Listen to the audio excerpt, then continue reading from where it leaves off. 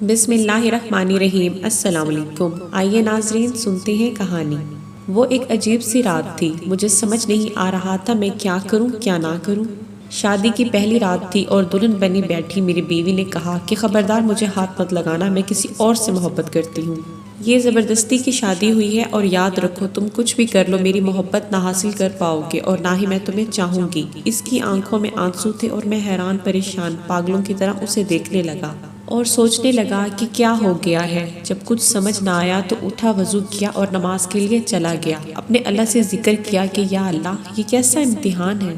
مجھے ڈر تھا اور بہت زیادہ ڈر، معاشرے کا ڈر، خاندان والوں کا ڈر۔ میں ایک مڈل کلاس فیملی سے تعلق رکھتا ہوں اور ایسی اونچ نیچ پر ہمارے ہاں عزت کا جلوس نکل جاتا۔ مختلف سوچیں آ رہی تھی کہ اگر یہ گھر گئی اور واپس نہ آئی تو میری عزت کا کیا ہوگا۔ کیا پتہ یہ اپنے گھر والوں کو ہی کہہ دے کہ میرا شوہر نامرد ہے، اس سے میری شادی ختم کروا دے۔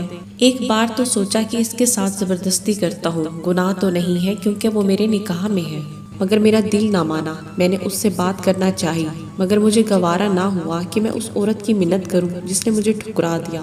اللہ پاک سے شکوے شکایتیں کرتا کرتا سو گیا۔ اگر اسے کسی اور سے محبت تھی تو نکاح کے لیے ہاں نہ کرتی یا مجھے پہلے بتا دیتی، میں خود اس سے رشتہ ختم کر دیتا۔ بات شادی تک بڑھتی ہی نہ اور میری زندگی یوں برباد نہ ہوتی۔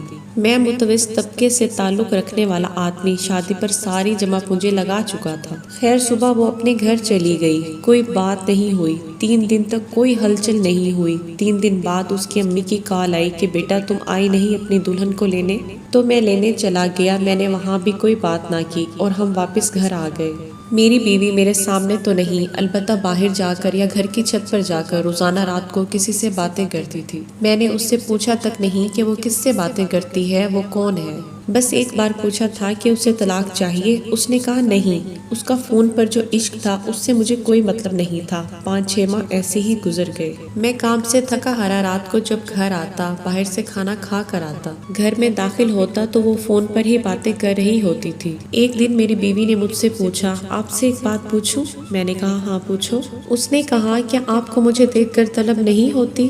میں نے کہا شادی سے پہلے بھی تو کنٹرول ہی تھا، تو تمہیں کیا لگتا ہے کہ اب نہیں ہو سکے گا؟ مگر اس رات بات کچھ اور تھی۔ میں سویا ہوا تھا کہ میرے موبائل کی گھنٹی بجی۔ میرے دوست کا فون تھا۔ اس نے مجھے کہا کہ تمہاری بیوی کسی مرد کے ساتھ فلاں ہوٹل پر بیٹھی ہے۔ مجھے پہلے تو یقین نہ آیا، لیکن جب اپنی بیوی کو گھر نہ پایا تو بے حد غصہ آیا، اتنا کہ مجھے اپنا دماغ پھٹتا ہوا محسوس ہوا۔ میں نے اس کی عزت رکھی، کسی کو کچھ نہ بتایا، پر اس نے میری عزت نہ رکھی۔ میں ہوٹل کی طرف چل دیا، خود کو پرسکون رکھا۔ وہاں اس کو کسی غیر مرد کے ساتھ بیٹھا دیکھا تو آواز دی اور کہا چلو گھر چلو۔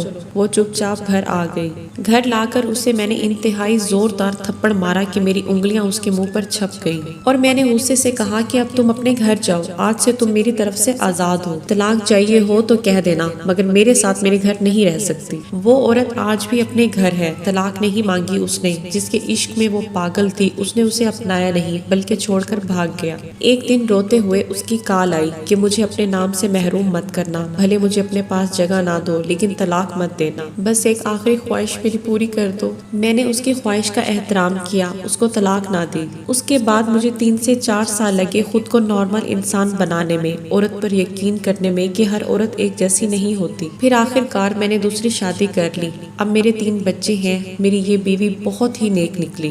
شاید جو 3 سال میں نے حوصلے سے گزارے، اللہ نے انعام کے صورت میں اتنی اچھی نیک بیوی دی۔ اب میں تھوڑی سی ہمدردی کو بھی بڑی بات سمجھنے لگا تھا۔ میں ذرا سا پریشان ہو جاؤں تو میری بیوی کی نیندیں اڑ جاتی ہیں۔ اس کو مجھ سے عشق ہے اور بے انتہا عشق ہے۔ ایک وہ پہلی عورت، ایک یہ عورت، میں تو وہی تھا وہی ہوں۔ میری پہلی بیوی اب پاگل ہو چکی ہے، میرا نام لکھ لکھ کر چومتی ہے اور گلیوں میں پھرتی ہے۔ اسے اب اپنا کوئی ہوش نہیں رہا۔ لوگ اب بھی کہتے ہیں کہ میں ظالم ہوں، اس پر اتنے ظلم کیے کہ وہ پاگل ہو گئی۔